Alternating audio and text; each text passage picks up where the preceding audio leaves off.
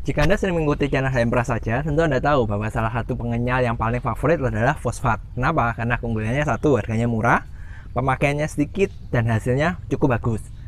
Anda sekarang sudah memutuskan mau pakai fosfat, ternyata Anda cari-cari, macamnya itu banyak sekali. Ada STPP, ada Vendapos, ada Vibrisol, ada Fosmik, dan Anda pun sekarang bingung mana yang harus dipakai.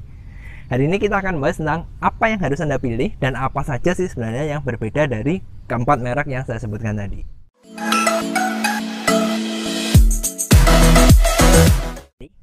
Sebelum kita memilih dari keempat jenis tadi itu mana harus kita pilih, kita perlu tahu dulu bahwa ternyata fosfat itu macamnya banyak. Ada yang jenisnya monofosfat, ada difosfat, ada tripolifosfat, dan juga ada polifosfat. Nah, orang taunya mungkin ya jenisnya adalah STPP, single tripolifosfat, dan juga Fosmik. Padahal Fosmik sendiri ini adalah merek. Kalau yang benar itu seharusnya adalah STPP, single tripolifosfat, dan blend fosfat, yaitu campuran macam-macam fosfat. Jadi kan saya sebutkan ada 4 kan. Nah, itu kalau blend itu dicampur-campur. Nah, seperti yang sudah Anda tahu, STPP itu adalah single tripolifosfat, jadi satu jenis saja. Kalau blend fosfat kan macam-macam. Jenisnya blend fosfat tuh ya ada Fosmik, ada Vibrisol, ada Abastol, dan juga Vendapos. Lalu mana yang harus kita pilih? Pertama kita perlu bandingkan dulu dari single dan blend mana yang lebih bagus. Nah, tadi kan saya bilang bahwa macamnya fosfat itu banyak. Nah, Anda bisa cek ini, label ini dulu. Nah, Anda bisa lihat masing-masing kan punya plus minus sendiri, punya kriteria sendiri-sendiri kan. Dari sana ada 3 faktor yang perlu kita perhatikan. Yang pertama, kita perlu milih jenis fosfat yang aktivasinya itu paling bagus, paling cepat. Kenapa gini? Kita giling bakso itu kan tidak lama, paling 5 menit, 10 menit ya tergantung penggilingannya. Kalau ternyata jenis fosfat yang kita pilih aktivasinya itu lama, lebih dari 10 menit, ya susah. Jadi belum sempat aktif, belum sempurna, proses gilingnya sudah selesai. Jadi hasilnya kenyalnya nggak akan bagus. Berarti kita perlu pilih yang aktivasinya cepat. Itu faktor yang pertama. Faktor yang kedua yang perlu kita perhatikan adalah di rasanya. Mana yang tidak memberikan rasa pahit yang berlebihan. Kan Anda tahu kalau fosfat itu efek sampingnya adalah rasa pahit. Nah, itu juga perlu kita pilih. Dan yang terakhir, parameter yang ketiga yang kita perlu perhatikan adalah jenisnya yang paling bagus, yang paling efisien yang mana. Itu. Nah, kembali nih ke tabel tadi. Anda bisa lihat parameter pertama yaitu adalah aktivasinya secepat apa. Anda tahu, tentu kalau Anda pilih single tripolifosfat, tripoli, aktivasinya perlu waktu yang lama, sehingga hal ini tidak efisien. Lebih efisien yang jenis difosfat atau mungkin malah monofosfat. Nah, berarti kalau gini, tes parameter pertama yang lolos yang lebih bagus apa? Tentu adalah yang jenis blend fosfat, karena kelemahan STPP adalah aktivasinya lama.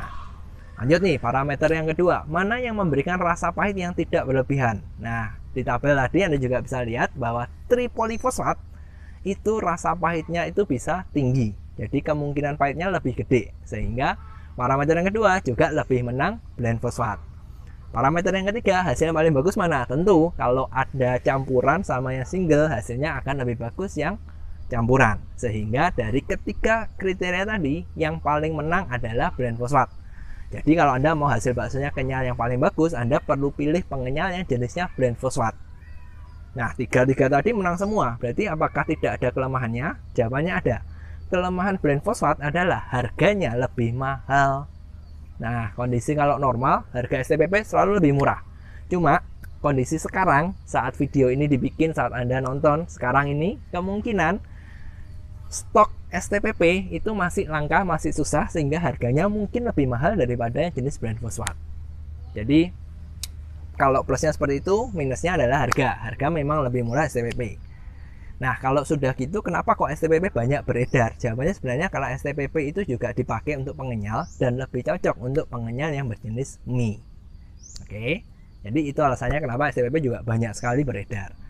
Oke, sekarang kita sudah tahu blend fosfat yang bagus. Lalu pilih yang mana? Kan banyak macam, ada Fosmik, ada Vibrisol, ada Abastol, ada Vendapos. Kita pilih yang mana?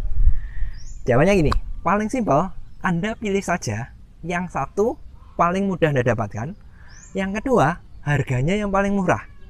Lah, kok itu saja? Ya itu saja, karena secara hasil seharusnya dari beda-beda merek ini seharusnya sih mirip.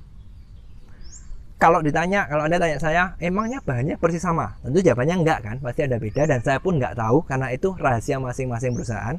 Cuma hasil tes yang sering saya lakukan, saya membandingkan dari keempat jenis brand fosfat tadi dengan resep yang sama, seharusnya hasilnya juga sama. Bahkan kita kalau cuma orang biasa, kita makan hasilnya nggak kelihatan. Mungkin kalau kita tes di lab, kekenyalannya nilainya berapa, kerasnya seberapa, itu mungkin ada bedanya. Tapi kalau cuma dimakan manusia, nggak ada bedanya. Jadi itu tadi, makanya Anda pilih yang paling murah dan paling mudah Anda dapatkan saja. Lalu kalau gitu, kenapa ada beberapa orang yang fanatik dengan merek tertentu? Jawabannya gini, yang pertama adalah brand image. Contoh nih, kita mie instan yang gede di Indonesia kan tentu ada dua, Indomie dan juga mie sedap.